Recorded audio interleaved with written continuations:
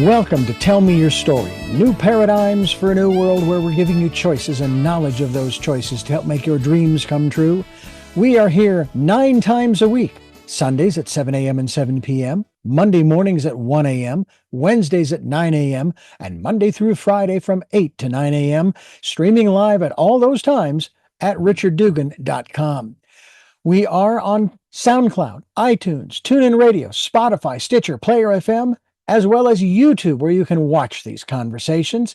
I hope that you will take time to subscribe and click notifications so that when a new conversation is posted, you'll be notified and you'll be able to tune in, listen in, and learn, and be entertained and inspired. A reminder that Choices, which is my book, 5 Steps for Life, it's available on Amazon.com in paperback, hardcover, and Kindle with Audible, soon to be released. We also ask that if you can support the work that we are doing financially, we do have a PayPal account. It is there for your security as well as ours. And when they ask for an email address to whom you're sending, please go to richard@richarddugan.com. That's the email address. If you go to richarddugan.com, there is also a link directly to PayPal so that you can send us whatever support you can. And we thank you to those who have helped and to those who will help. We also ask that you take time during this decade of perfect vision, the 2020s, to go within to that quiet, peaceful, calm, still place and listen to that still, small voice. And with that, we now take you to our very special interview and guest here on Tell Me Your Story. And welcome to Tell Me Your Story, New Paradigms for a New World. I'm Richard Dugan, your host. And yes, indeed, we're here. And we're here with a very special guest. His name is Julio Vincent Gambuto. And he is going to be joining us to talk about, I love the title.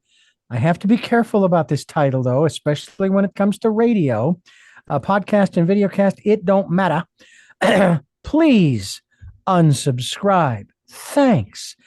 How to take back our time, attention, and purpose in a world designed to blur us, or I should say bury us. Yeah, blur you. Yeah, blur too. Bury us in bullshit. All right. And for those of you listening on radio, you heard a bleep standing for BS. There you go. This is interesting because it goes to the heart of where I'm coming from, especially. I live right here by the ocean. I want to throw my phone and my computer and all of that into the ocean. If it wouldn't pollute it, I would do it. So I don't do it. There's got to be another way. And I know that's only half of what we're going to be talking about. I mean, it's not as much the technical aspects of social media, email, internet, texting, all of that stuff.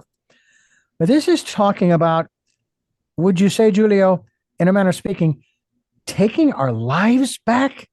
Because we did give up our lives voluntarily, though we were well coerced to do that, to where we've forgotten why we're here. Yeah. Absolutely. Right. Hi, everybody. It's so good to be here, Rich. Thank you. Absolutely. The book sort of starts with the superficial entry point of email and social media and all the things we click on and everything that's on our screen. But really, what I'm advocating for is what you're saying, taking back our life, our sort of natural born instincts, our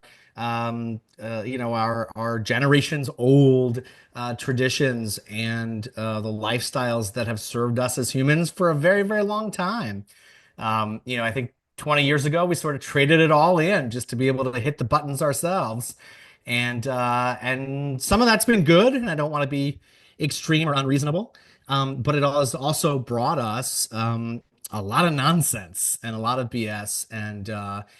And so I think it's time for kind of a really big evaluation or reevaluation about where this all sits in our lives, where the tech sits, where the big brands sit, where big business sits, and how much time and energy and focus and attention and cash we're going to give them going forward.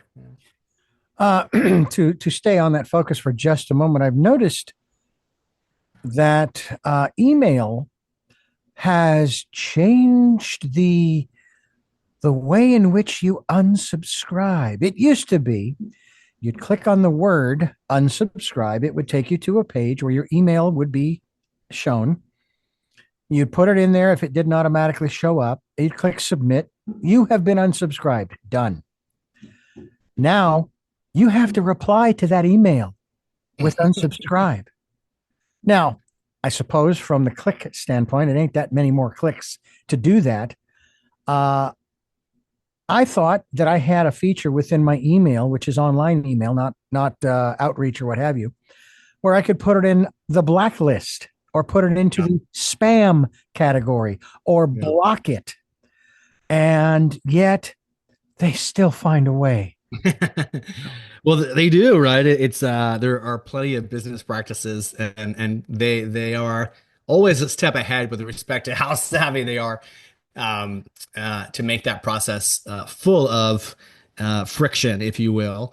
And actually, there's a new rule that the Biden administration has worked with the FTC to create, where now, and I don't know if it's in effect yet, it's about to go into effect, where you have to be able to unsubscribe from a subscription or from a business in the same way that you subscribed. Meaning that if you signed up for a gym membership over the phone, you have to be able to unsubscribe over the phone. If you did it with 2 clicks on the internet, you've got to be able to do it with 2 clicks on the internet. So, I think the government is starting to realize that they have to play a part here in helping us sort of curtail the nonsense, if you will. Well, I mean, it seems self explanatory as to why in the world you even care. But you're affected by this just like me. What got you fired up to where this doesn't just apply again to focusing on the internet, but this applies to getting our lives back on track, getting our lives back on track to fulfill our life's purpose? Absolutely. This all really came out of the pandemic. And, now we're about to hit the 5-year milestone. And obviously, it is quote unquote in the past. But it's really still very relevant when you take a look at what the effects have been and what the aftermath has been. And the changes that it has brought to our society have been tiny and pretty tectonic. And so, for me personally, before the pandemic, life was very, very go, go, go. And I was very overwhelmed by the pinging and the ringing and the dinging of it all, and I very much felt like I was on a treadmill, and that treadmill was not really going anywhere, and it was exhausting me. And I wasn't necessarily getting out of life what I thought I wanted, or that was sort of, commensurate with what I was putting into it. And the pandemic hit, and I found myself alone in an apartment in Manhattan for 6 months.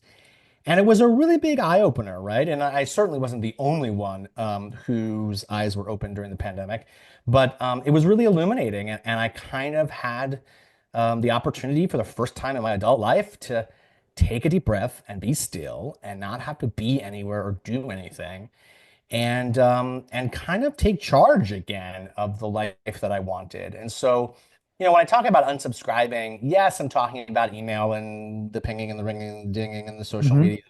But I'm also talking about, the commitments and the contracts, the emotional contracts that we make to people, people, whether they be friends or colleagues or folks in our social networks.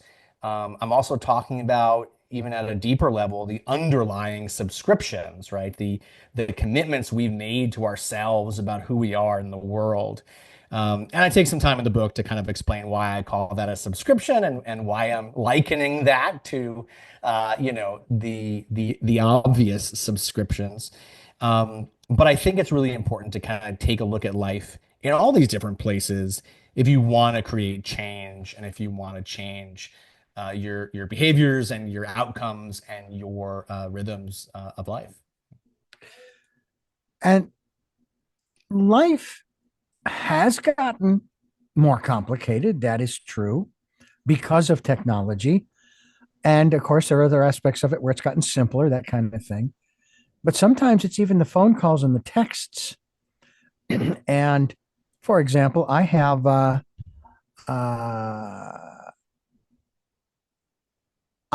for example, my phone is I have it linked to my computer, my laptop. And if I get a text, I'll get a notification on the screen. I fortunately figured out how to turn off the sounds. Of course, this was years ago I did, but Okay. nonetheless,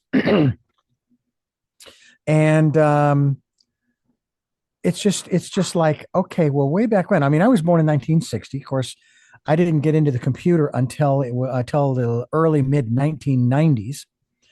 I was building them, as a matter of fact. But before that, stuff would come in the mail, snail mail as we call it.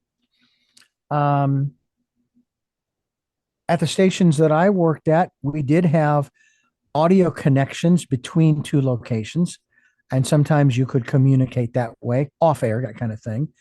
But it was more that was planned. A lot of what we're talking about is not planned. And I want to ask you about, shall we say, the soul of it. Um, there is certainly energy going on there, Mhm. which generates even more. But I think about a lot of things in that context. For example, the earth itself has a soul, if you will. We each individually have a soul or spirit, however you want to refer to it. Mhm. But even these kinds of things, even these seemingly inanimate elements, although AI is making it interesting, uh, Right. it's like, okay, so where's the soul of, like I've even used the term for talking about corporations, companies, businesses, Yeah. you know, what about that aspect of our interacting with this entity we call the broad term, the internet, um, because everything is energy. Science has proven that. So, is there something we as individuals can do to, um, I guess the best way to put it is to protect ourselves, aside from, turning it off, of course. And I'll bring up the sidebar real quick. You know that Google is being accused of being a monopoly, and I'm sitting here going, but it's not. It's not, and I'm not a Google. I don't have stock. Okay, Mhm. I have no vested interest here. But what people don't know is you can choose whatever browser you want on your phone, on your computer, on whatever device it is. Just because it's built in doesn't mean you have to use it. I've used Firefox. I Mhm. use Chrome, which I know is part of Google, but I choose to. But to claim that it's a monopoly, because what you're saying is that the citizenry, they're all victims. Is that kind of what's being perpetrated here? Is that we're all being made to be victims of this stuff? Well, I think from my perspective, it's quite the opposite with respect to who are we in the equation, right? I think you and I might agree that we have full personal responsibility over what we're clicking and what we're doing and how much we're consuming and how much we're digesting. Um, I think where I become concerned is when sort of other options are taken away from me. So with respect to cash versus using a card or buying something online, or when sort of in my industry, which is usually film and television outside of writing this book, when there are no longer the types of distribution mechanisms that used to exist. And now you can only get TV through a subscription or only get movies through a subscription. So I think that there's plenty of change that we've all encountered. But really, my call is for the personal responsibility, right? Is for us to take a deep look inside and really understand from ourselves who we are in the equation and how much we can change the larger systems by changing our own behavior, and changing our own willingness to click and to buy and to consume at the rate that we're consuming. Um, I think it's really important to recognize that there is that moment between desire and execution. And I just think that these systems have benefited by eroding that space between desire and execution. Mhm. And my call really is for awareness of ourselves, for ourselves, by ourselves, of that little period between, oh, I want something, and oh, I'm going to click and buy it, or oh, I want something, or I have something to say, and oh, I'm going to just say it. We have a lot of control in that space in between. So, With reference to, I want to say something, so I'm just going to say it. A lot of people certainly will use they'll claim the First Amendment. That's fine. You want to claim the First Amendment. That's certainly your right. But my observation, and maybe it's because of my involvement in radio and, of course, regulated by the Federal Communications Commission. And of course, everybody probably, well, most people probably know about George Carlin's, little rant on 7 words you can't yeah, say. his 7 words. Yeah, exactly. Although my understanding is it's now fewer than seven. I think it's by the same token, if the FCC wanted to, because I don't think they've eliminated them. I think that they have sort of become part of the nomenclature in Yeah. broadcasting, so people just get away with it, and the FCC turns a blind eye. Um, on the one hand, those are the rules that we play by, being in this business, and so it isn't a question of just respectfulness to the ears of the listener. It's also a responsibility. And when I talk about different things, I will talk about my observations about things. If I talk, and I've had programs where we talked about sex, and I've used the proper biological nomenclature in describing the human body with my guest. With introducing your book, I used the words that were listed there. And obviously for radio, they won't hear that word.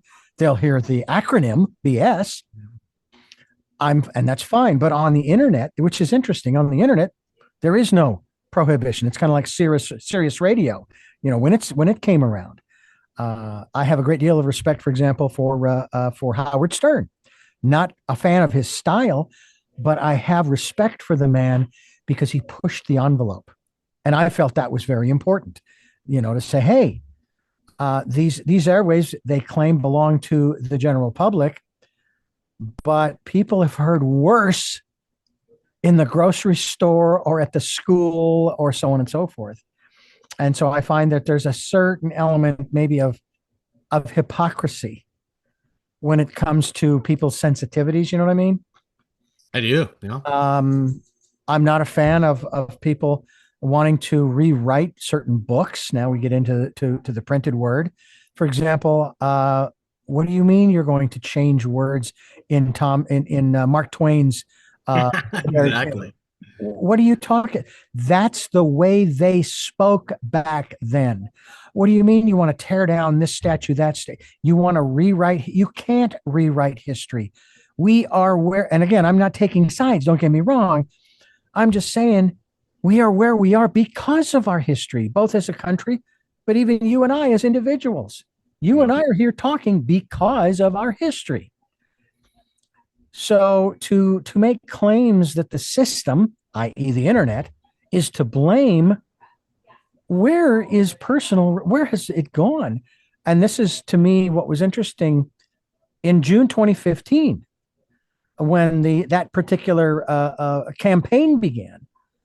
I started hearing the words going, wait a minute, I played the game of victimhood in the early 80s. I won because I don't play it anymore. Why are we playing it again? And we're still playing it, 9, 10 years later. We're still playing it's their fault. And I find that interesting when it comes to all of this too. By the way, I'll also acknowledge, and I'll love your input on this. The moment you chose to go onto the internet, whoever you are and at whatever age you are, mine, it was in 1994 with AOL. The moment I went on the internet, I knew my privacy was gone Hmm. and I didn't care. And you know why? My understanding is that God, the creator, etc., already knows everything about me, the good, the bad, and the ugly. What difference does it make if 8 billion other people know? Most of them don't even care because they're too busy their pockets. What's your thought? And they're too self interested. I mean, we're all as humans self-interested and spending our time thinking more about our own lives than we are about others' lives or the details of their day to day. Yeah, I think there are eh, look, I think it's important to look at all of it through the lens of storytelling. And in a well-told story, the clearer and the deeper you identify a hero and a villain and any number of other kind of fundamental elements, the better your story is going to be. And so I think we've done a lot of storytelling in the political space, certainly on the left about the villains of the right, and on the right about the villains of the left. Mhm. And I think the storytellers have gotten much more savvy with respect to how they're telling those stories, where they're telling those stories, and what those stories include and the context for them. But I think that's ultimately what we're up against is we're up against, there's a great book that I quote in my book, by a gentleman named Jonah Sachs, and it's called Winning the Story Wars. The subtitle is Those Who Tell the Best Stories Win the Future, or something like that. Mhm. And his point in that book, which I discuss in my own book, is really that the key to persuasion and the key to in the political sphere to even favorability and electability comes down to your willingness to tell a really good story. And so I think that when we look at it at a collective level or at a larger level, we have put the storytelling mechanisms and the storytelling tools in the hands of everyone. Mhm. um, that's not necessarily a bad thing. We're hearing so many different types of stories since the rise of the internet that we wouldn't have heard before when you take the gatekeepers or the traditional gatekeepers away.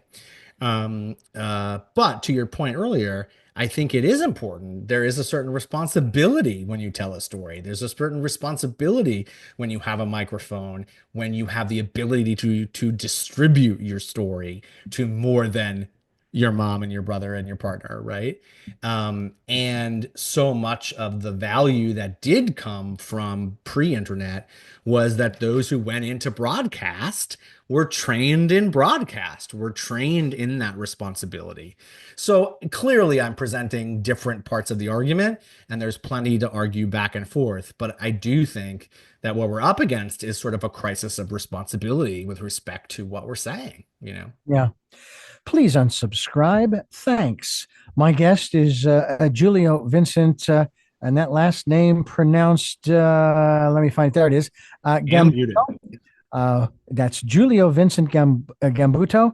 What is the website you want people to go to find out more about the work that you are doing? Sure. You can go to my website, which is juliovincent.com. My first name is spelled like Julio, Julio, Vincent.com. And you can learn more about the book there. You can learn about the rest of my work there and about my essay writing as well. And we're talking about please unsubscribe. Thanks. And we're talking about it right here on Tell Me Your Story.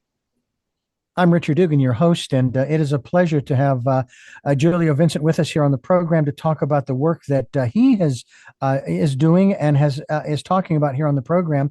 You have been involved with the same industry that I'm in, a little different branches. Although I did for a short time, I did work for a television station here in Santa Barbara, and it was funny when I was talking to my father about that. He says, "It's no big deal.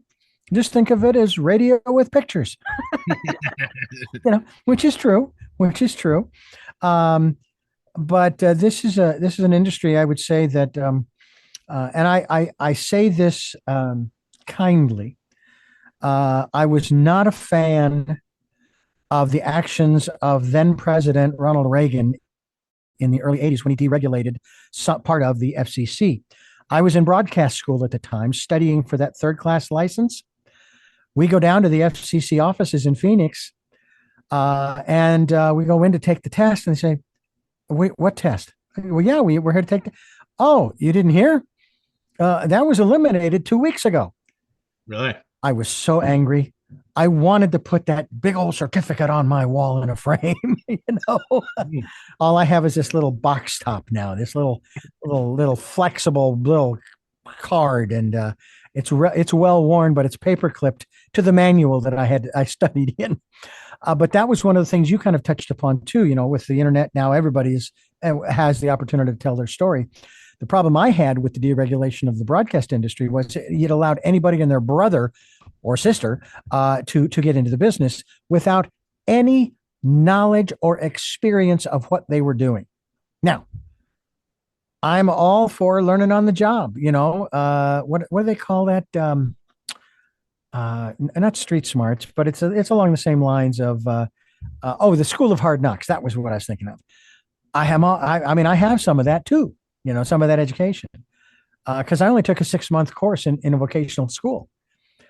But again, now we've had some rather infamous people or famous people who have made quite great careers for themselves because of the deregulation. And then, of course, the internet comes along, and now, you know, quoting you again, that now everybody can tell their story in so many different ways. And again, I do think that's a good thing. I mean, I've softened my opinion in that regard because we do need to hear other people's stories. Um, but at the same time, and I'm curious about your experiences. You think too that it's important for us to well, I'll use this quote that I heard.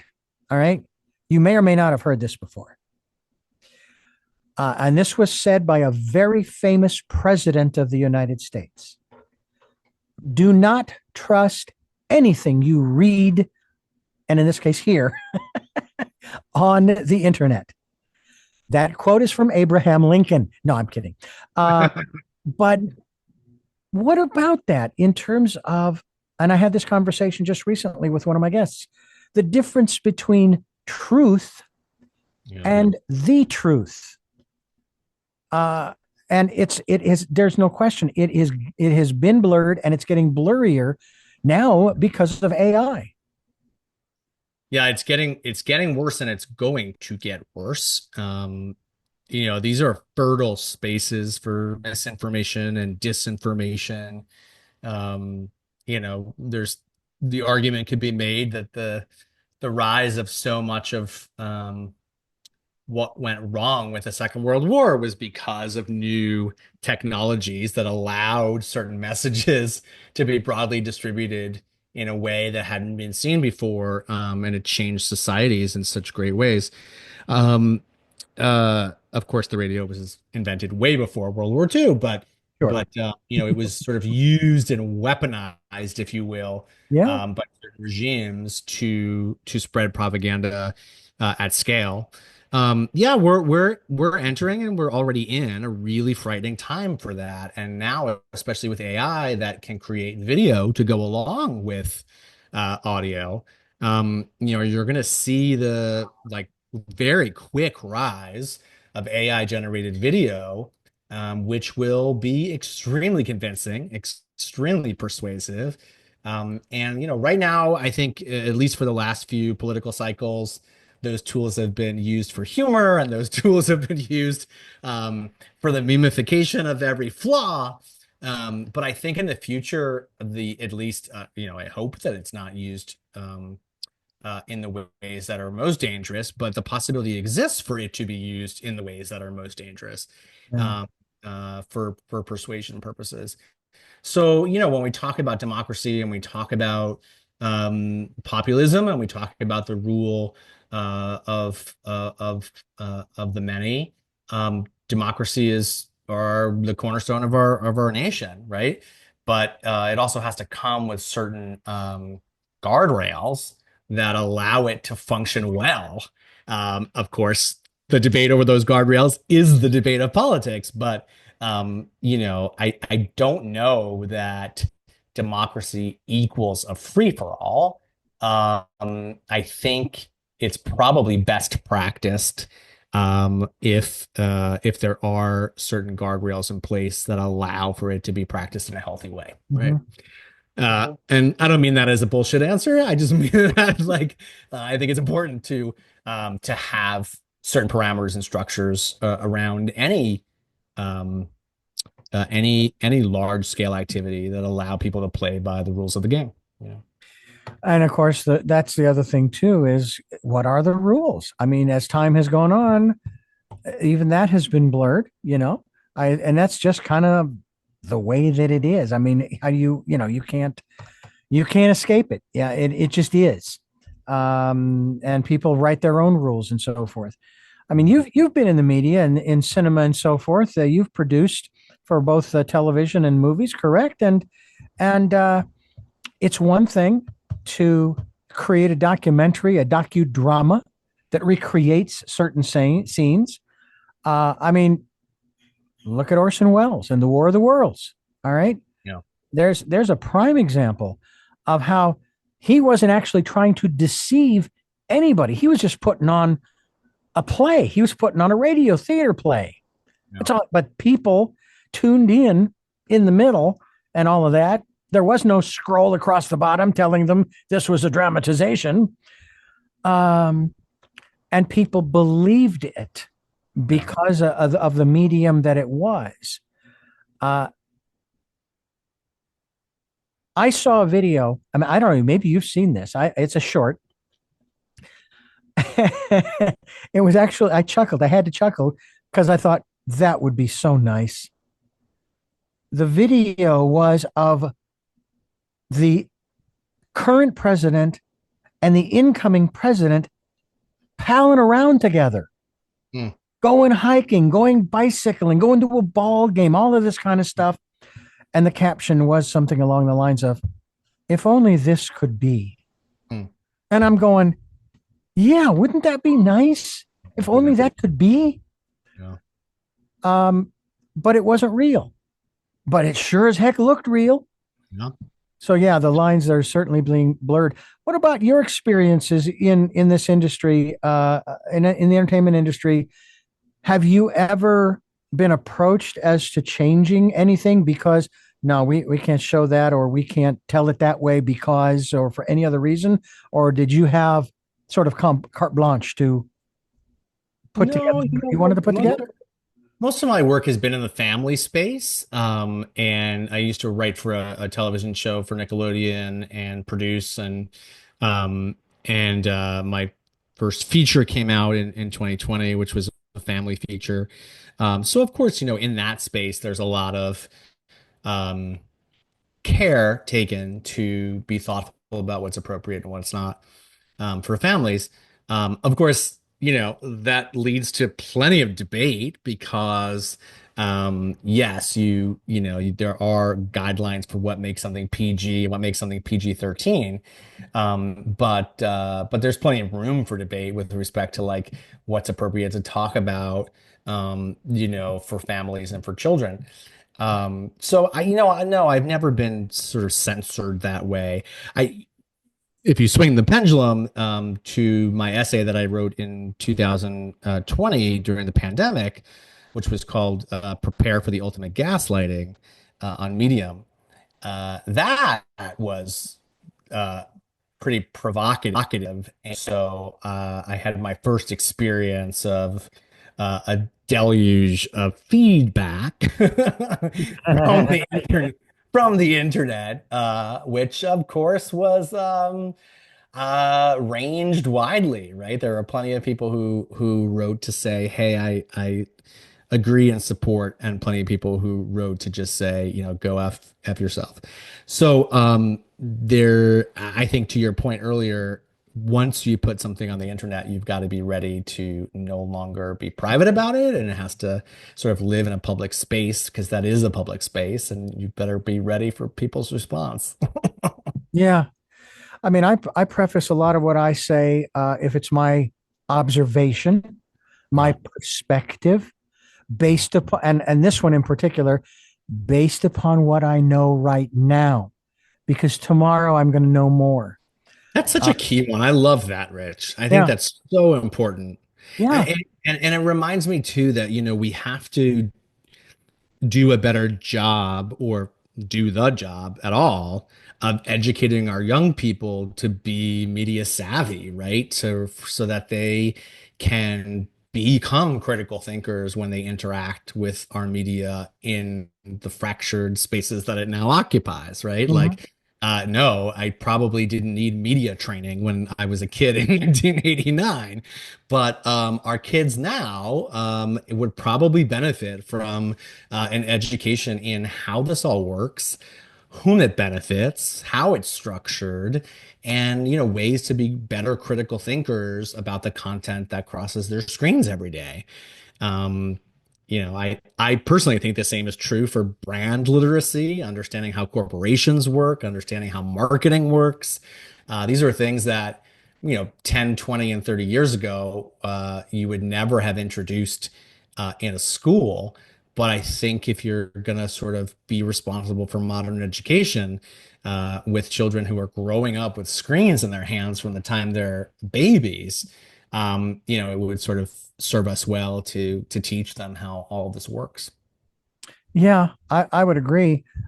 We've run these PSAs on this station that I work for, where it's almost sort of one of these old detective programs, Sam Spade kind of things, and he's talking about how we're teaching the kids in school to fact check, to check the stuff that Granny has been looking at, and it's very interesting how there are some people who do not want to be fact checked. Oh, that's Politicians, very true. you know? And it's like, well, wait a minute. So I'm just supposed to take your word for it that what you're telling me is the truth based upon the history of a person in your position? Exactly. I'm sorry. And now the same thing can be true of the news media, journalism. And that's another question. I'd be interested in your perspective on this. Do we even have journalism today? I mean, I've talked with a number of people in this regard, and they're very concerned, and that we don't really have anybody that's doing any investigating. But if they do, they already have an agenda before they ever go in, and it's almost like some of these crime programs, movies and television, where right near the beginning, where they're collecting the evidence, and immediately the sergeant or the lead detective, he says, "No, it's this guy."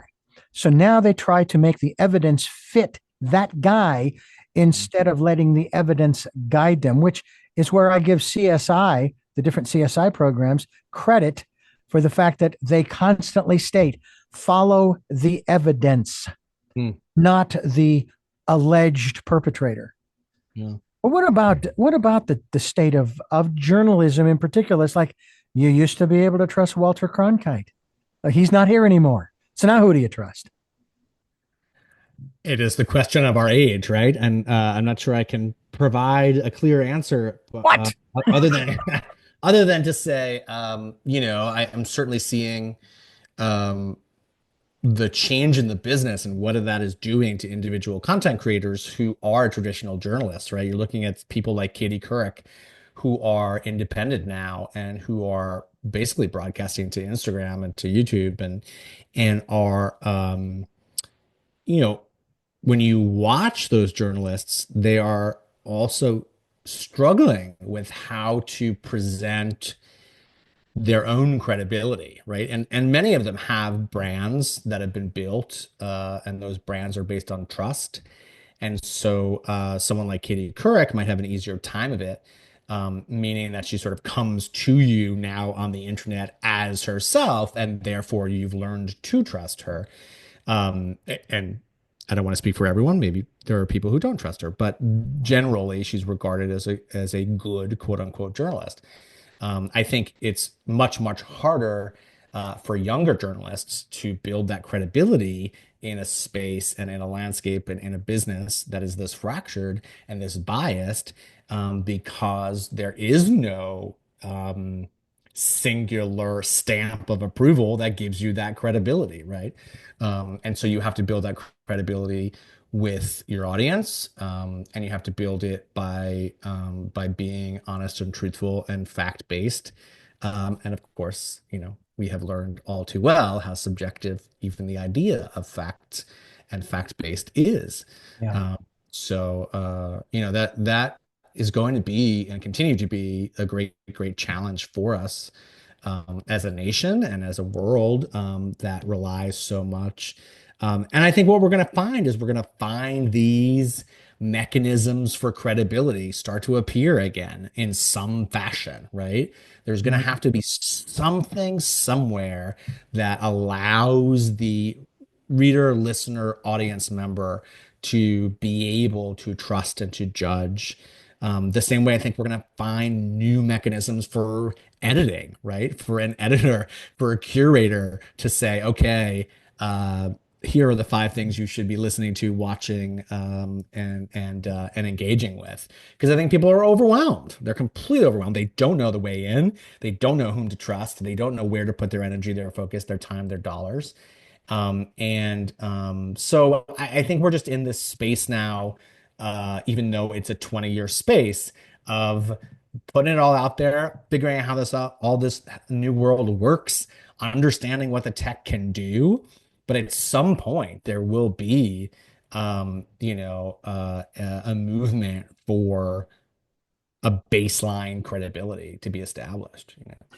I don't know what We're that is, but at some point, there's got to be something, right? Besides a blue check or a stupid badge next to your name or whatever it is, right? well, what we're looking for is that good housekeeping seal. That's Yeah, what we're looking for.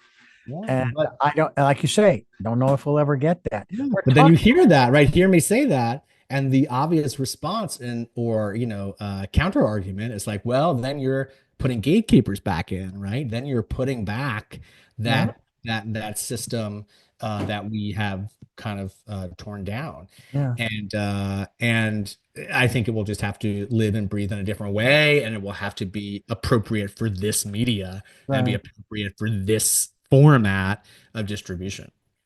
Well, I've often put it in this kind of context, if I can remember what it was, the context I was going to put it in. Um, where do you draw the line is part of it, and who gets to draw the line. Mhm.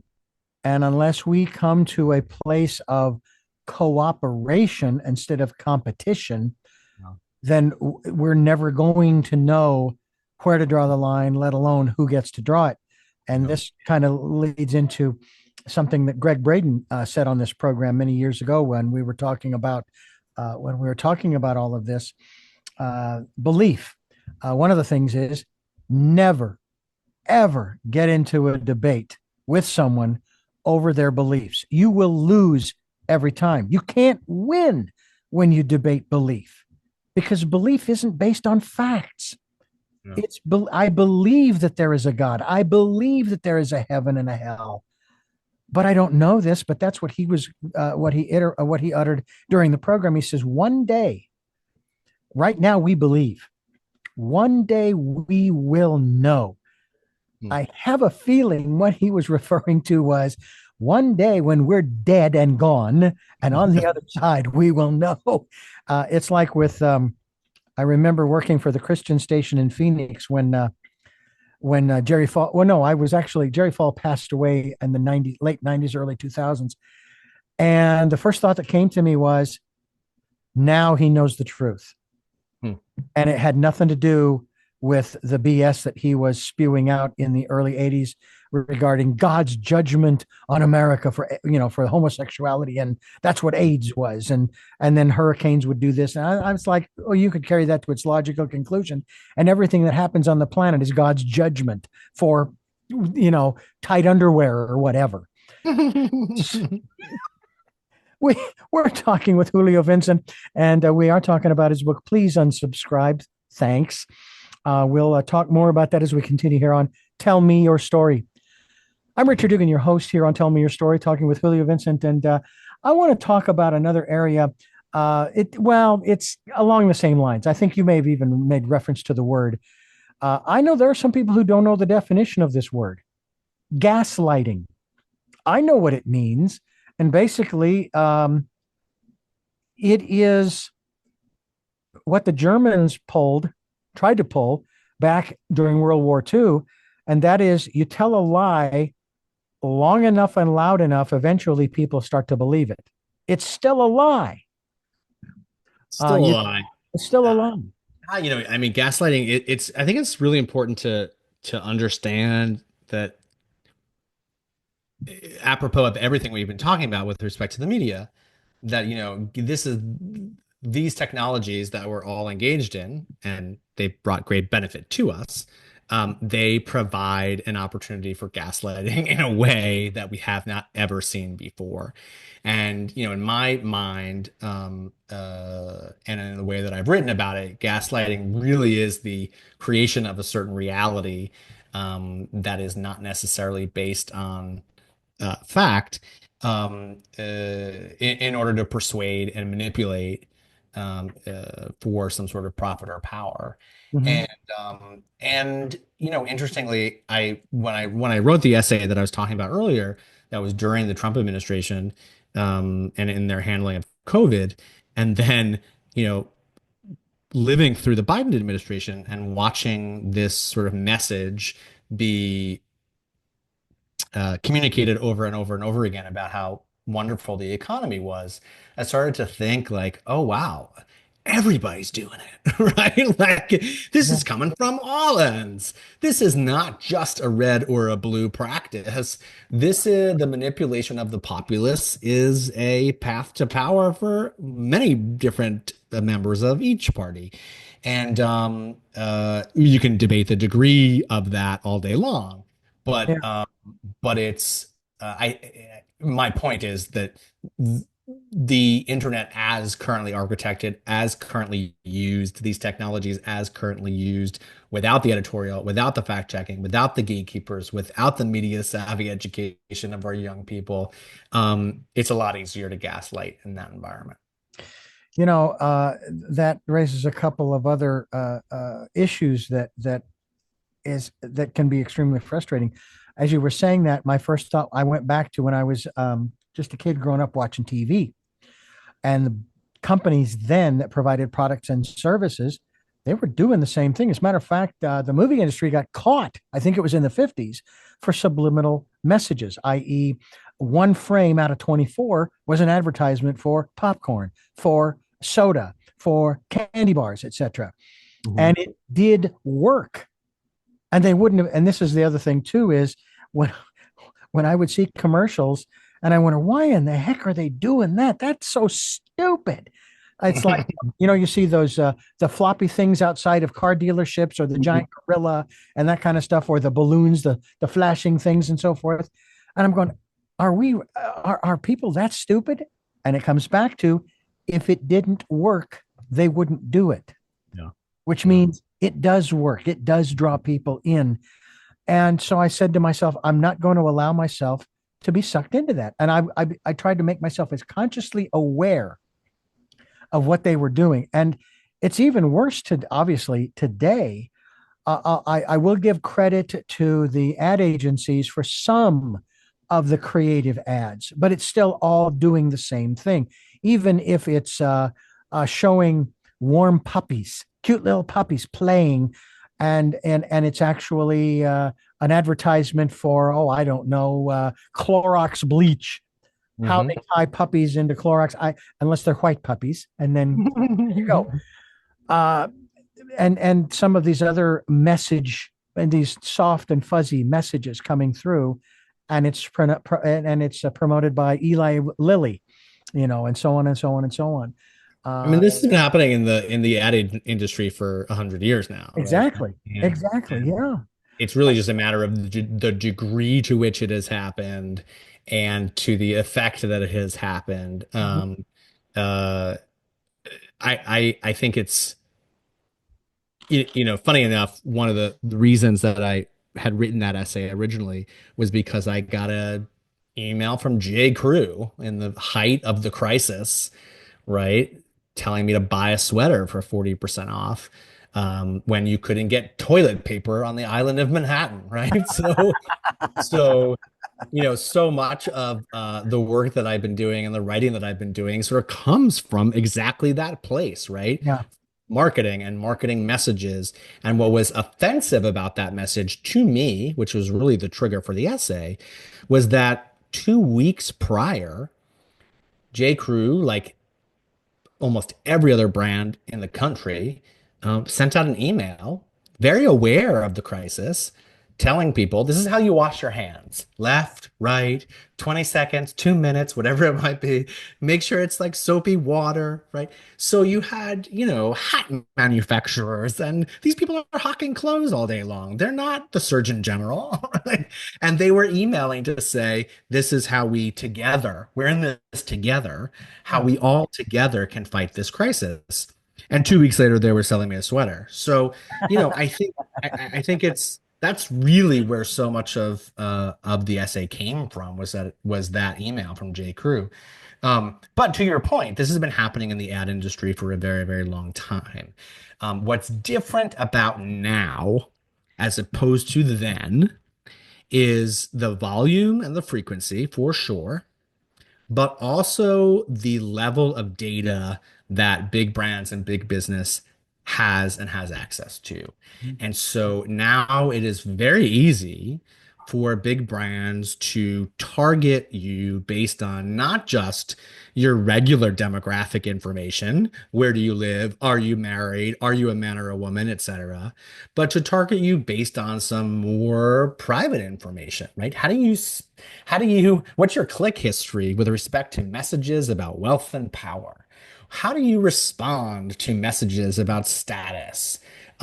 I find these things incredibly offensive. It's called psychographics, and it's an entire field of demographics that are really about how you function psychologically.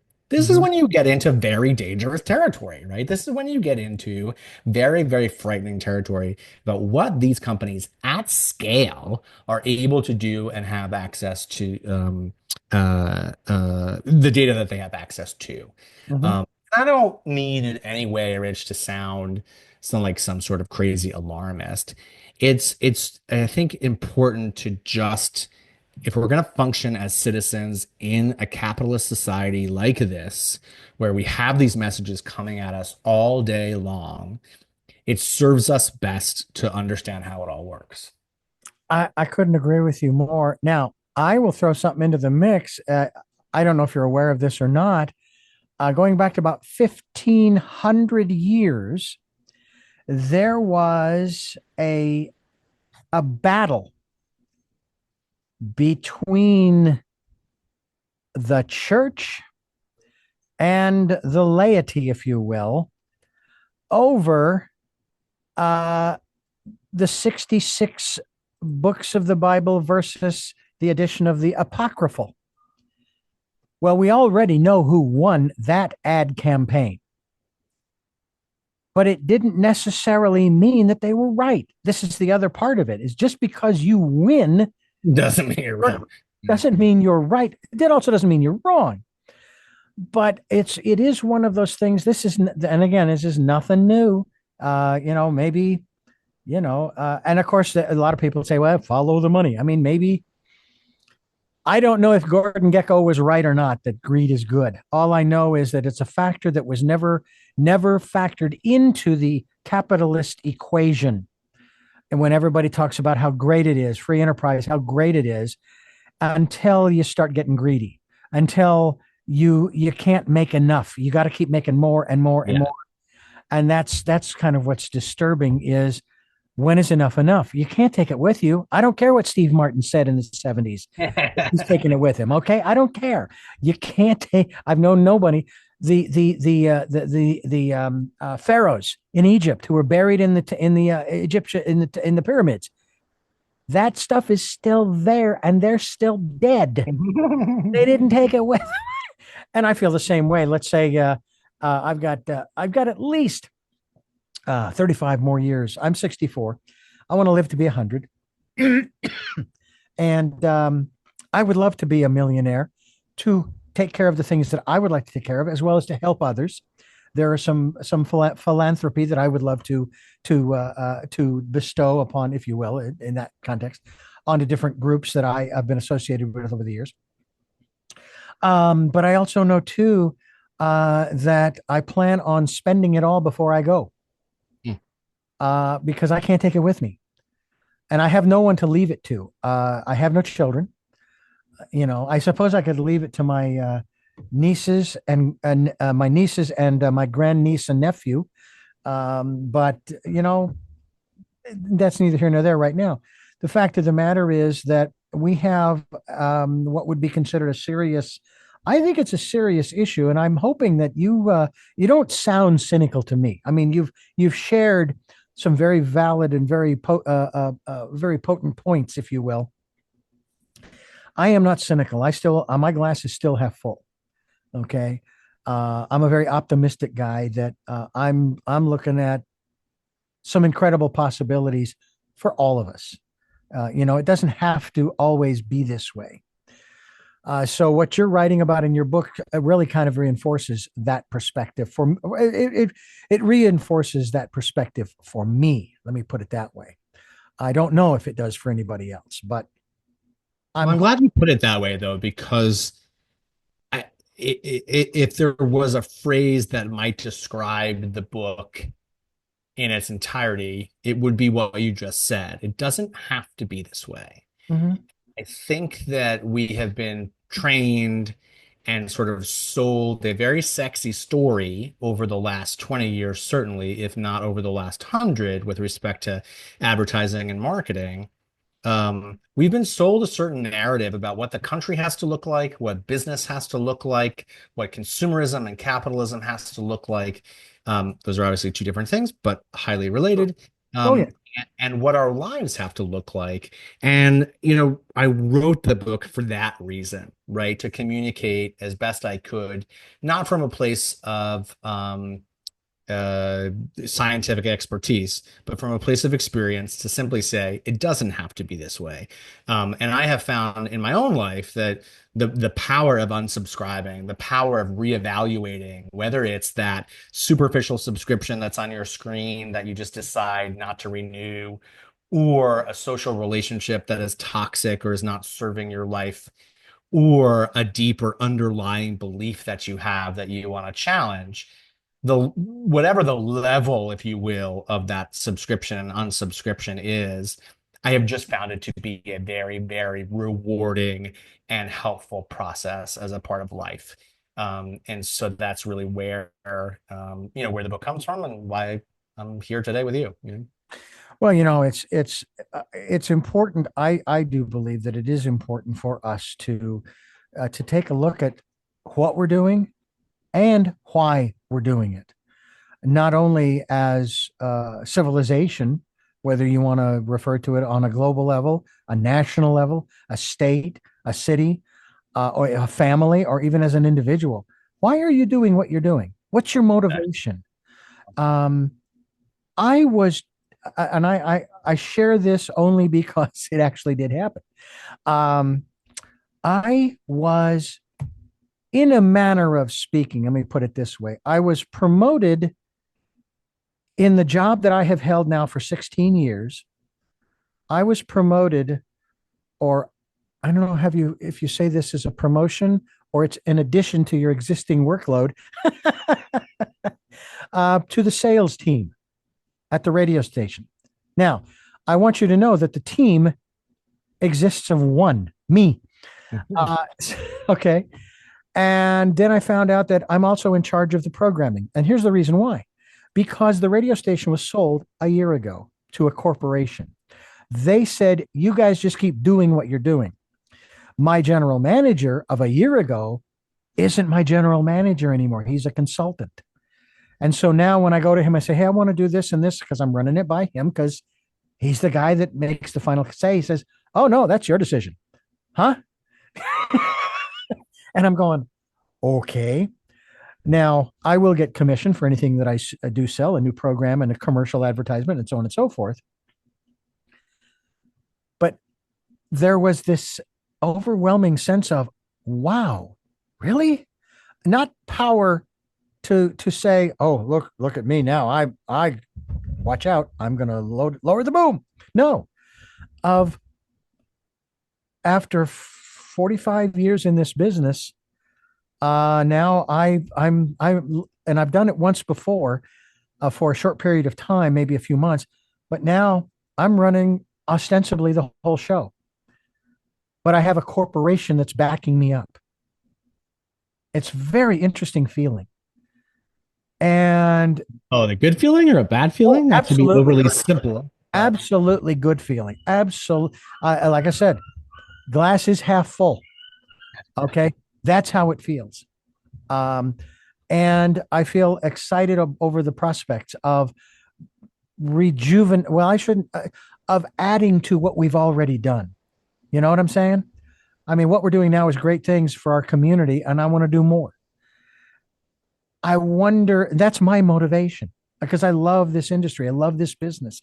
I love doing these interviews with people such as yourself. How about your feelings about the industry that you have been in for so many years? Obviously you're still in now, of course, as an author. It still sparks you. It still motivates you. It still excites you. oh, that's such an important question for this period in my life. It does, it does excite me. It probably excites me for different reasons than why I was excited 20 years ago or 10 years ago. Um, I think, as we grow and change, those that which excites us changes also. But I think, yeah, it does. I'm generally not a cynical person, and generally am pretty half full. That said, I have concerns about the film industry right now. I have concerns about where it's headed, where television is headed. Um, uh, the industry is only 100 years old, really 120 years old or so. And obviously books and the book industry are much, much older. Mhm. But they're all, like radio, subject to the same economic forces, and to the change and the revolutionary change that the internet has brought and that digital has brought. And so I'm a little bit concerned, I don't know what that means in the moment for, changing strategies, changing projects, changing my approach. But I will say that my antlers are up, or my radar is up a little bit more, just to make sure I'm staying aware and have my eyes open with respect to how things are getting made, how much AI is being used, how the distribution platforms are changing. I know firsthand what the economics look like and how they've changed. For example, for independent film over the last 5 and 10 years, and they're not necessarily uh, encouraging. Uh, Mhm. yeah, I think there's a reckoning that has started to happen and will probably continue the next time the writers and the actors are up for contracts, because people are incredibly scared about the future, and about how the changes in the industry are going to affect their lives, rightfully so, right? And through the lens of my book and through the lens of my work, right? I don't know that the subscription model has served the film industry very well. I Mm. know that it has increased corporate profits, and I know that it has created new powerhouses like Netflix and Hulu and whatnot. But the model itself has devalued what a television show is, what a film is, and in the eye of the consumer and in the wallet of the consumer, that value used to be set somewhere around $10 to $20. And now that I can watch episodes of The Golden Girls from 1987 or 1997, that changes what that television show is worth financially in my day and in my wallet. So those things concern me. But, my approach to this is really just to stay wide-eyed about the changes that are happening and to adjust and, to use that awful pandemic word, pivot, to pivot as best I can to make sure that I'm still sort of doing the work that I want to be doing, but also doing it with a head on my shoulders for the how the business is changing. Do you think that the heart or soul of the entertainment industry, I want to broaden it because it isn't just happening in Hollywood, um, is blackening, darkening, or are there splatters of light elsewhere, maybe outside of Hollywood, so to speak, that are actually trying to, so to speak, do it with heart, pure heart and soul, so to speak? I will tell you, it's a great question because I have had conversations with so many people in the independent film space in the last few years, and it is hard to communicate just how many well-intentioned artists work in and for and around Hollywood. Mm, People are there because they want to tell stories and they want to tell good stories and they want to tell well-crafted stories. Um, that's not to say that there aren't plenty of people in the industry that are not there for the right reasons, but I'm always heartened to meet and talk to people who are doing what they're doing from a place of happiness, confidence, joy, and believe in the craft and believe in the storytelling mechanism, right? They believe in what they're doing. mm. Um, so I see a lot of light. I just see it kind of individually as I come across colleagues and I hear about their projects and I hear about what they're working on. Collectively, it's a hard time right now, right? Like even geographically in Los Angeles, right? There's just a lot of talk about things like survive till 25, which is sort of what people are saying right now. Um, because 2020 through 2024 was so difficult. We started that period with COVID, and then we went into extended studio strikes, both the writers and the actors and the crafts folks. And then we went into kind of the aftermath of all of that, which was the changing economics and how they were affected by all of it. And so you're seeing production down in LA, actually. It's down by, I think the latest number was like it's down by 40%, if not more. And so companies are spending less, there's less being shot. And I think there's just a general sense among all the people who work in the industry that it's got to get better. So hopefully it will in 2025. Well, it's one of the things too that seems to permeate all industries. Because the way you phrase that, I hope it gets better.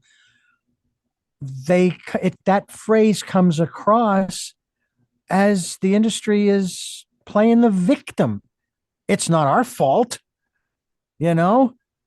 It's somebody else's fault. Do you kind of get that sense that there is a certain level of victimhood when it comes to Hollywood complaining about the state of the industry? Um, Well, it depends who you're talking about, right? If you're talking about executives, there shouldn't be any victimhood because those are the folks making the decisions that have put us where we are. If you're talking about craftspeople who do the very best job every day and have unionized and have raised their voices and have secured better contracts for themselves, simply the lack of work is what's concerning to them. We can debate how much control one has over how much work comes their way or not. But I do think that there's a certain level of imbalance that's happened, and there's also a certain level of, this is a different time than it used to be. And we have to ride this wave up and down. And some years are going to be great, and some years are not going to be great. I don't think that necessarily makes someone a victim. Um, uh, but Hollywood in general, capital H, the entire industry, we've kind of done this to ourselves, right? I mean, like Hello. there's yeah, there's a there's a real responsibility that must be owned by the decision makers and the leadership across the industry for how we have allowed our art and our commerce to be taken over by tech. Hollywood is as run by tech now more than ever. And that was not something that people didn't see coming. It's just sort of a matter of a lot of corporate decision making that has landed us where we are. That's interesting too, because you can't get away from tech, especially in the industry that we're talking about here. Uh, it's one of those things where if you, I remember hearing the story of Star Wars and how they had to create the Death Star exploding so it looked spectacular. And the way they did it was they did blow up the model, but the camera was underneath it looking up Hmm. so that when there was the explosion, you could see all of the particles going outward. And that would be considered to be rather primitive. However, it worked. Now you have CGI. You've got that whole aspect. Now you can create that on the computer. Well, you know, isn't that just the natural progression of things? I mean, we went from silent films, and they were black and white, to talkies. I love the term talkies that were still black and white. Then we went to color, Technicolor, and all of that stuff. And then, of course, you move into the improvements on the sound. And I loved what one of the Oscar winners for sound editing and sound design or something along those lines, that if it weren't for them, the movie would be really boring. That's not taking any, he wasn't being critical of the actors by any means or the cinematographers. All he was saying was the element we adds that oomph. And I would agree.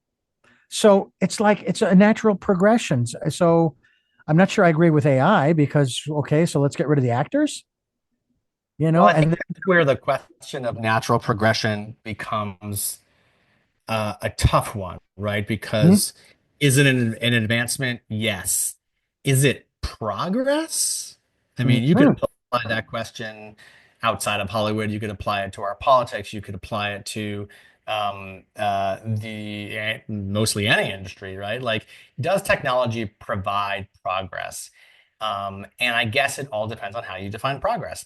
And at least in my mind, if you're wiping out the jobs of millions of people, is that progress? I Yeah. don't know if the answer is yes. The trouble is that so much of the technological advancement in the industry thus far were in the tools that humans were using to make the movies. So Mm-hmm. your tools got better, but you were still an essential part of the process, the human. Right. If we get to a place where I can turn on AI and say, make me a 90-minute movie about a girl who's struggling with her relationship with her father, it's set in Des Moines, Iowa, and she has brown hair, and the AI can give you that movie to download in the next hour or however long it might take in the future, Mm-hmm. then AI is no longer a tool for a human to make a movie. AI is the artist.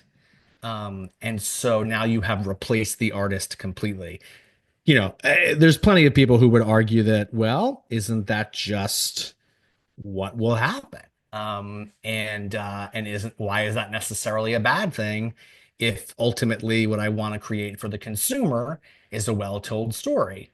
Mm-hmm. Um, the line has to be drawn somewhere. Back to your point earlier about where the line is and who draws it, Yeah. that's all up for debate. But this transition into AI is not going to be comfortable, not only for the Hollywood and the movie industry, but across manufacturing, across, Andrew Yang, he wrote, this was a few years ago when he wrote The War on Normal People. And what he was talking about in that book Yeah, what he was, whether you like Yang or not, is irrelevant, right? But what he was talking about and was he was really trying to warn people that the AI revolution was going to wipe out jobs in the largest way we have seen in the history of the country, and that we better start preparing for it. And now it's just gotten to Hollywood, and we're seeing the effects, and we're going to see it get worse. So. Oh, I tell you, and I get a little concerned about it when it comes to radio. I do not believe radio is going to die simply because if there's an emergency, oh, I don't know, like what? Oh, maybe the Malibu fire, and the internet goes down. How are you going to find out what's going on? You go to your AM radio, you turn it on, and most likely your AM stations, if they have generators, which most of them do at their transmitter sites, and we, by the way, do have a broadcast facility at our transmitter site and a generator. Thank you. We can broadcast and keep you informed. But that's why I feel very, very hopeful and confident and good about the resurgence of things like, in your example, radio.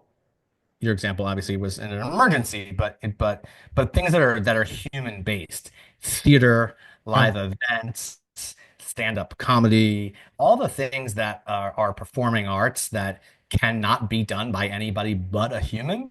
Mm-hmm. I think we see this huge resurgence in that, and we're already seeing it. I've talked to a lot of folks in LA who run production companies, and they're branching out into live events now.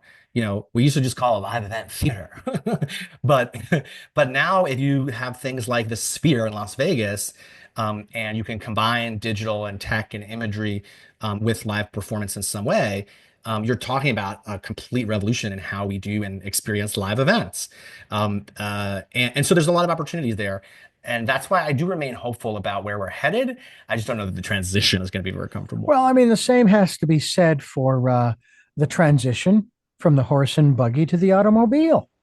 I mean, there had to have, I don't know this because I haven't really looked into the history.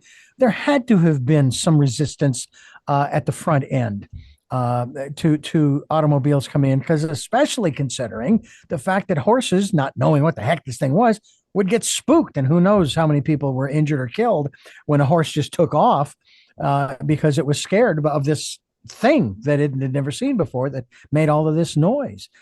So these transition periods, yeah, there's a shakedown period.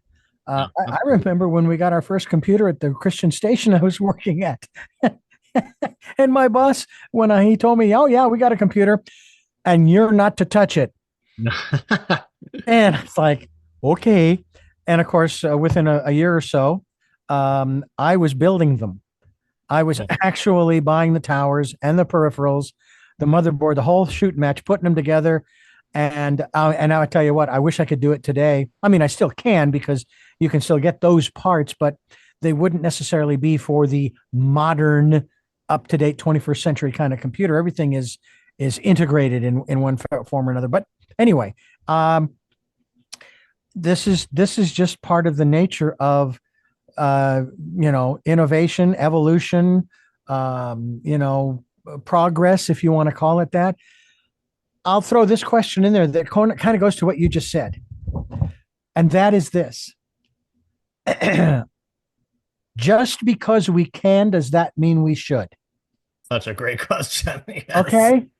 Yeah, I mean, I Yeah. think I think the argument I have made in the book is no. So the argument is no. Just because we can, we don't necessarily have to or should.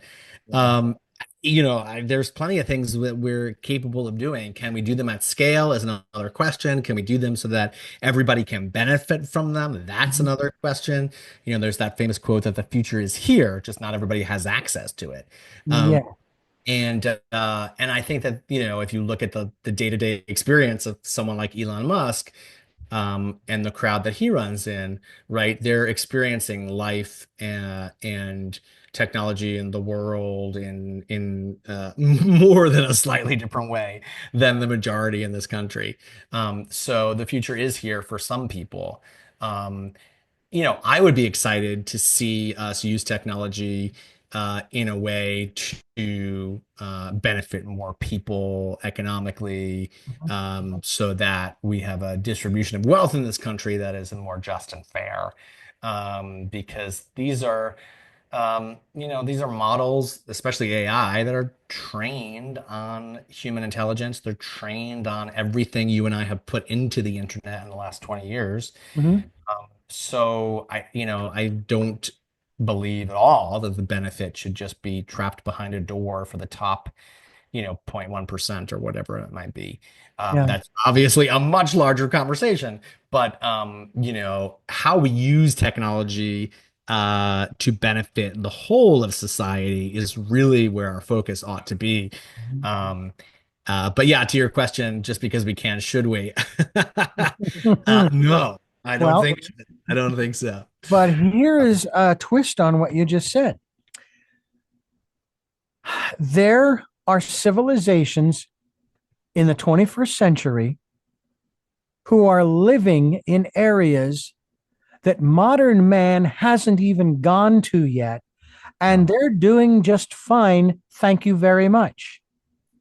And they don't have technology, not of the 21st century, let alone the first half of the 20th century. And they're Because they're human beings. They're human beings, and they have to experience joy and disappointment and regret and love and right. all the things but that. but they are living out in the jungles. I've seen some documentaries on indigenous peoples living, for example, in what's left of the rainforest of Brazil, um, who they're doing fine. They're happy. Maybe even some tribes in Africa as well, and other parts of the world. And in some cases there are people who depart from this quote unquote civilized technological world, saying, I've had enough. I'm not going to live that way. And they do just fine out on their own, and so on and so forth. And again, that, of course, is a choice. Whereas these others that I mentioned, the aforementioned, they Yeah. that's the way they've lived for hundreds, maybe thousands of years. I And mean, I so think it's kind of that subjective. yeah, no, but the objective part of it is that no matter how much technology you have in your life or in your society, the human experience and the human condition is generally the same, right? We are put here, and by whom is another question. We have a certain time here, and in that time, we experience a range of experiences and emotions. Just because I have more technology in my society does not mean I have more joy or more access to joy.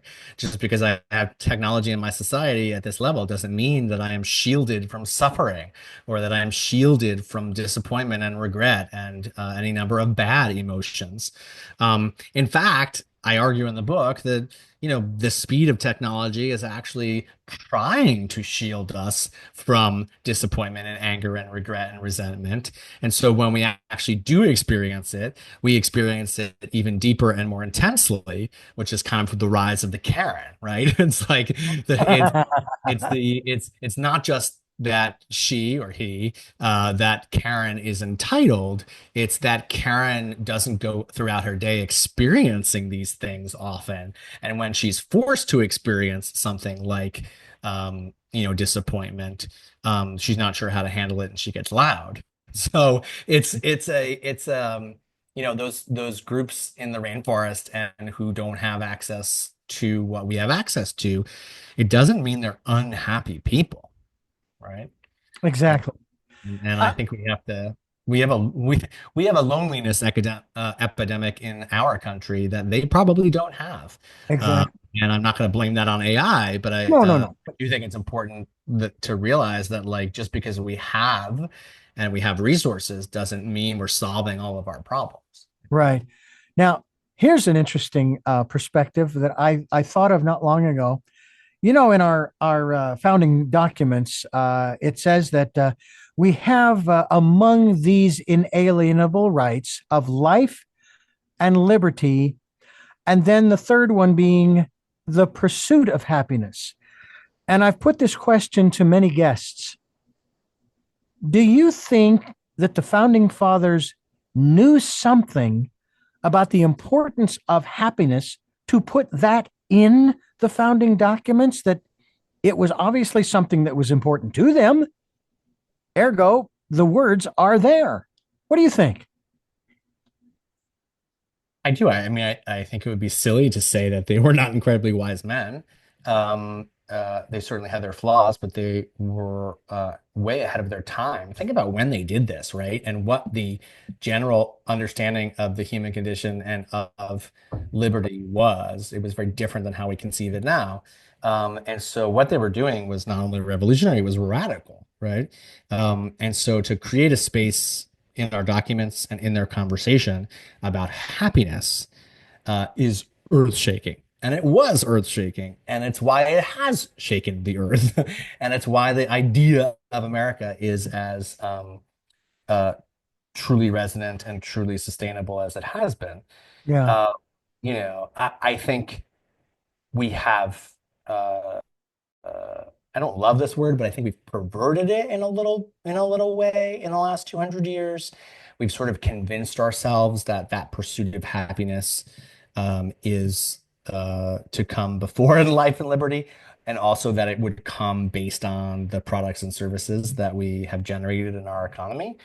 And that I'm not sure what they meant by it, that you had the right to everything in Best Buy, right? I don't think what they meant, like I don't think what they meant by it was like that are entitled to have Alexa in every room.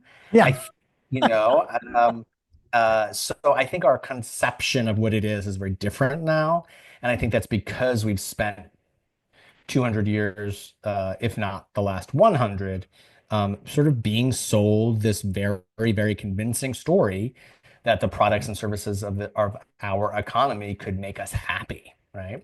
So if you take Hmm. a nation that's founded on the pursuit of happiness and you say this vacuum cleaner is going to make you happy, or this car is going to make you happy, or this X, Y, or Z is going to make you happy, you've got a framework for a conversation that's very convincing and very persuasive. I think we have taken the concept of the pursuit of happiness and used it to fuel certain consumerism and individualism that's not always serving us or serving the planet. And I understand that. I will say this: two things. One, I'm sure you've heard of the Bhutan. We have the domestic gross domestic product scale. They have I believe it's the gross happiness scale, if you will, and they consider themselves one of the happiest countries in the world. Now, to that, there is a ranking of countries on the planet by some organization, and what's interesting is the top one or two countries, which are in the Netherlands, are considered to be the happiest until you look at their suicide rate, their mental health issues that they're dealing with. And you have to wonder, if they're so happy, why are they killing themselves? Why are they stressing themselves out? Um, and those are just two sort of I don't want to say diametrically opposed statistics or pieces of information, but I just thought interesting. We got this country in Southeast Asia, in India, I guess it is, or close to that they pride themselves on that, or at least they used to. I remember seeing a piece just recently on Bhutan and that whole discussion about happiness. And I'd like to think that we are maybe more as individuals, Julio, we're getting we're getting the message that our happiness isn't in things; it's in each other and it's in ourselves. Um, and I will say, I'll give credit to the industry, your industry. I've seen some really, really great movies and programs that actually speak to that and show how important family is, how important relationships are above the ranch, and of course all the cars and so on and so forth. Mhm. So we can certainly cast a point a finger in one direction in that regard, but we can also have an open hand saying, "Hey, you did a great job on that one. Thank you." Exactly. Well, I Yeah. don't know the data on the suicide rates in the Netherlands. But I will say that to your point about the stories that we tell, I think the more we can tell stories that illuminate that point, the more comfort we offer each other in the experience of being Americans. And Mm. I think a lot of people feel a lot of pressure and they feel that pressure constantly.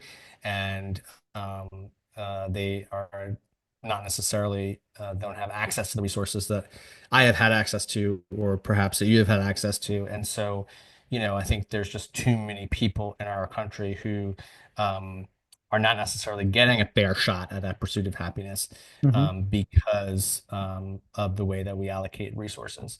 But in the end, you're right. There's probably a certain level at which material, quote unquote, success, if you will, is ideal, and then after that, it just becomes excessive, right? Yeah, So there's certain things that people sort of like do make people live a life that's a little bit easier, smoother, yeah, calmer, whatever that might be. But I think we have sort of confused that idea yeah. with, and it's a confusion that has been well funded, Sure. right? Absolutely. Confusion that Madison Avenue has been happy to be part of, but the confusion is certainly an American concept, right? That somehow this True. thing, this material thing, can make me happy and can take the place of relationships, community, contribution, citizenship, singing in the choir, whatever it is, Yeah, right? It's yeah, different for everybody.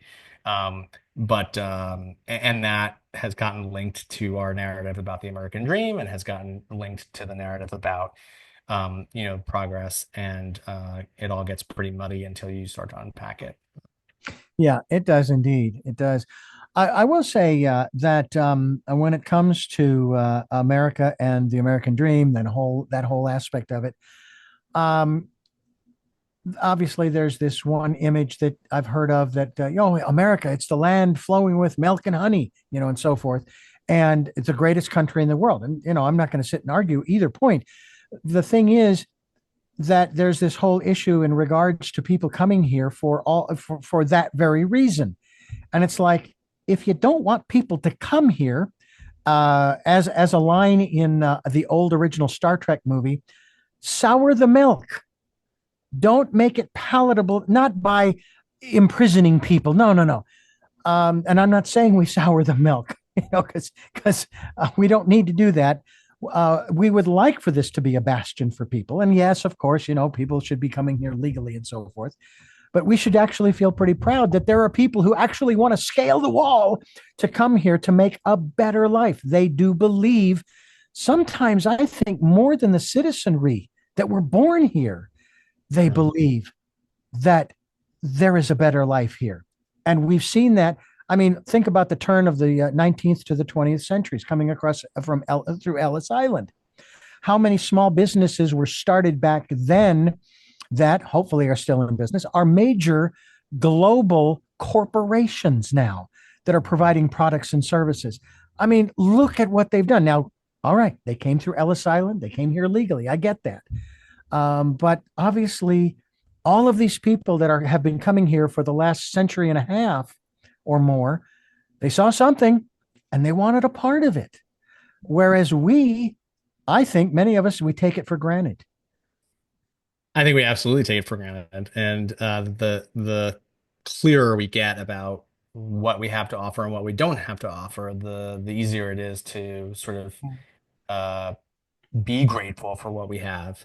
And I'm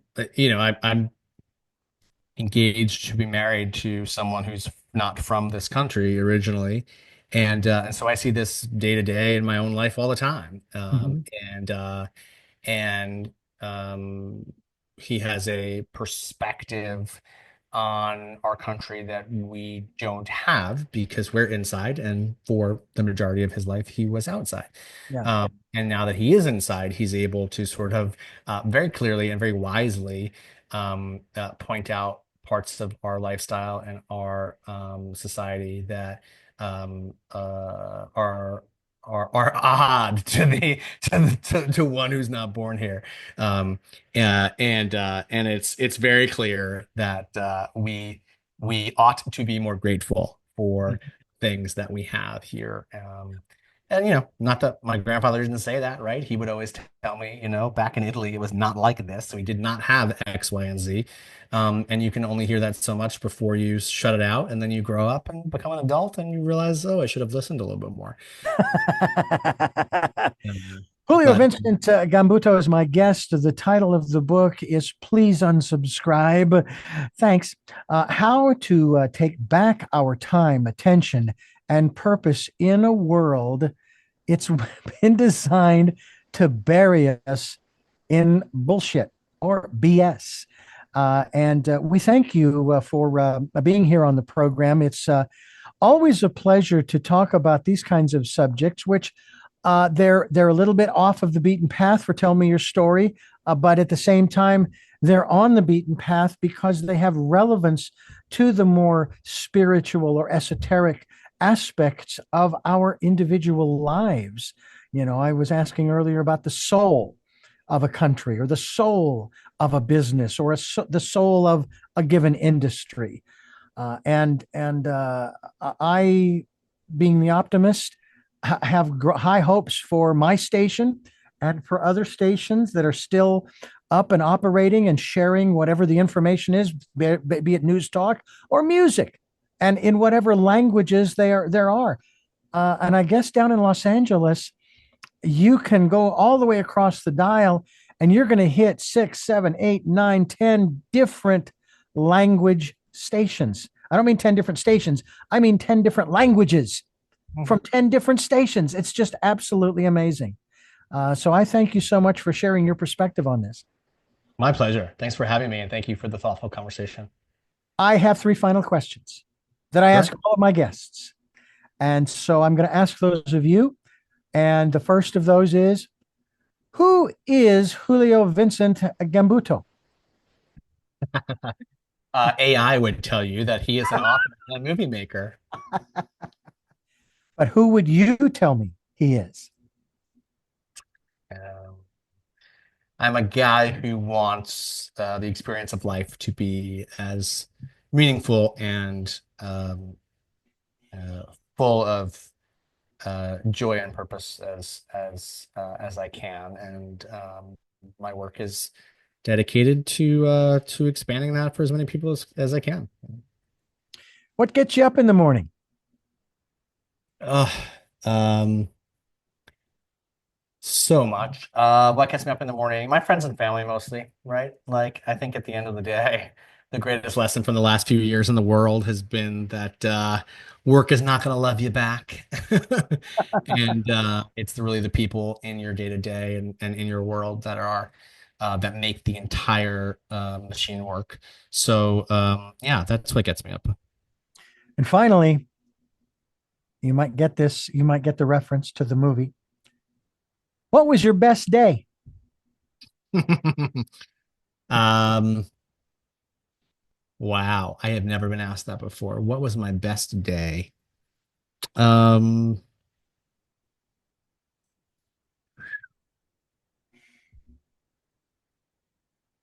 hmm. The day I fell in love with my partner. Wonderful. Once again, the website that we want people to go to, juliovincent.com. Yes, sir. All right. We will be linked to that website as well so that people can find out more about you, get a copy of your book, I'm sure, through the website as well as on Amazon and other outlets as well. Is it in Audible yet?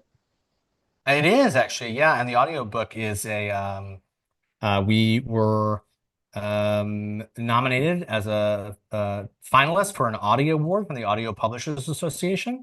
And Michelle Obama won it, but we were in the running right next to her, and I'm very proud of that. So. Well, you know what they say. It's just great to be nominated.